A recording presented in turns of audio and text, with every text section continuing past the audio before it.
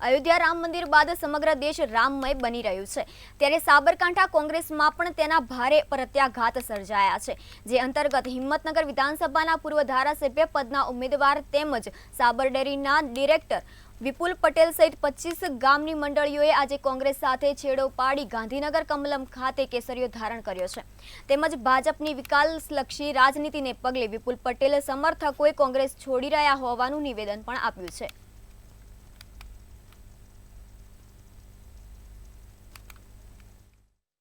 અને અત્યાર સુધી સેવા કરતો જ આવ્યો છું અને સેવા કરતો રહીશ।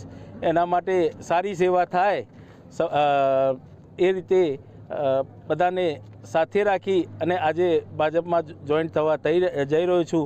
મારી સાથે ઓછામાં ઓછી 25 દૂધ મંડળીઓ હશે અને બધા ગામ હિંમતનગર તાલુકાની અને મારા સર્વે આગેવાનો છે એ બધાને સાથે લઈ આજે ભાજપમાં જોઈન્ટ થઈ રહ્યો છે।